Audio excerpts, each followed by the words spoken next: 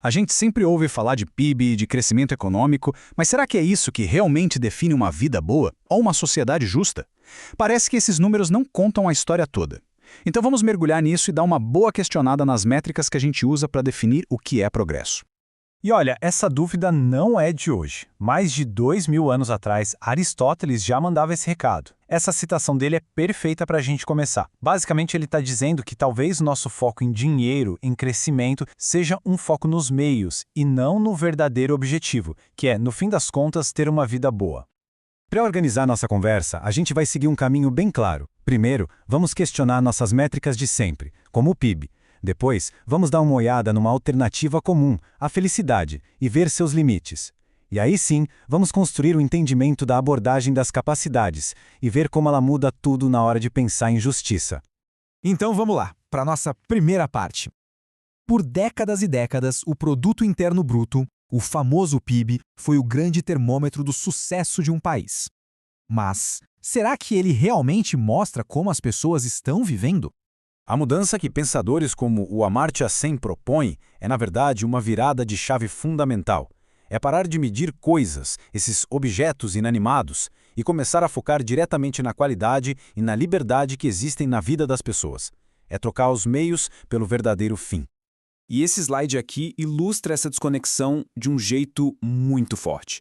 A riqueza de um país não é garantia de vida boa para todo mundo. Por exemplo, estudos mostraram que homens afro-americanos em certas cidades do ZEUA tinham uma expectativa de vida menor do que de pessoas em países muito mais pobres, como a Costa Rica ou Sri Lanka. Isso prova que focar só na renda de um país pode esconder desigualdades gigantescas e problemas sérios de saúde, educação e segurança. Ok, então se dinheiro não é a resposta completa, que tal a felicidade?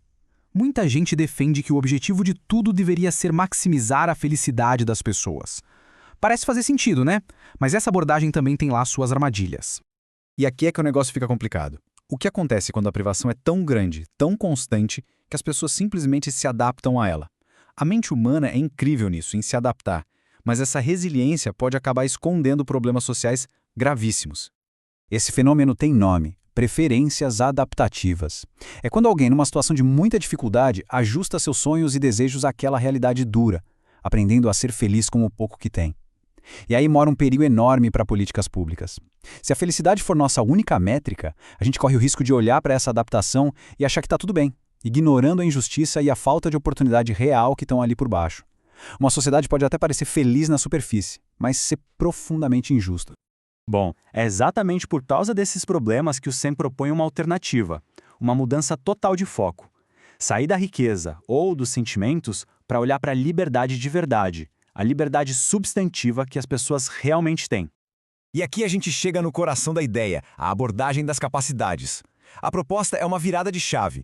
O foco não é mais nos recursos que alguém tem, tipo a renda, nem em como a pessoa se sente, tipo a felicidade. Em vez disso, a gente passa a medir bem-estar e justiça pelo leque de oportunidades reais que cada um tem.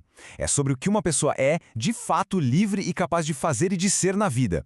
É uma mudança de perspectiva que impacta tudo. Então, o ponto crucial é este aqui. A pergunta muda.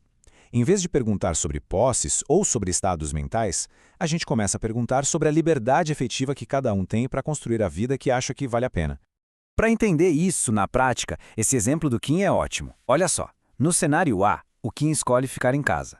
No C, ele também fica em casa, mas porque foi forçado.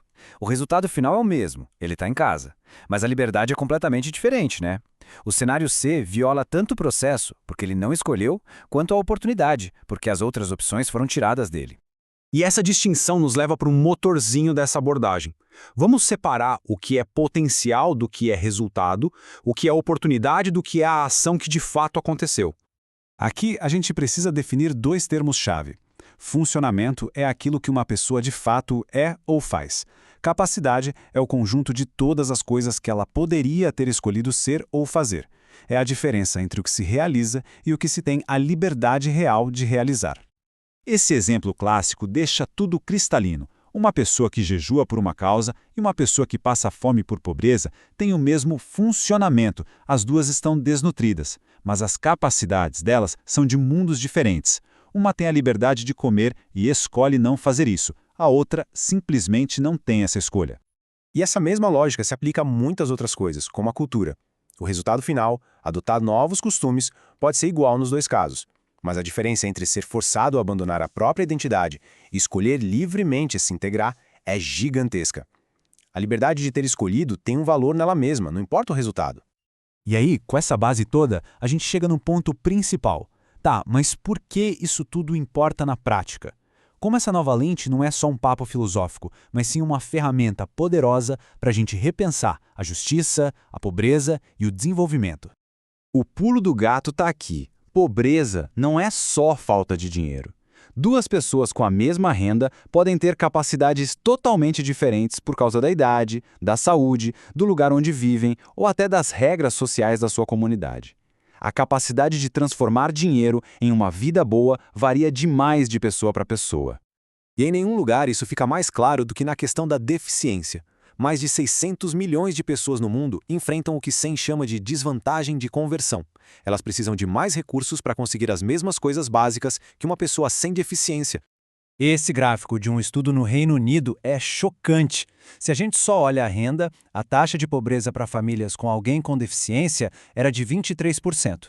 Mas quando o estudo ajustou para os custos extras que essas famílias têm para alcançar capacidades básicas, a taxa de pobreza real pulou para mais de 47%.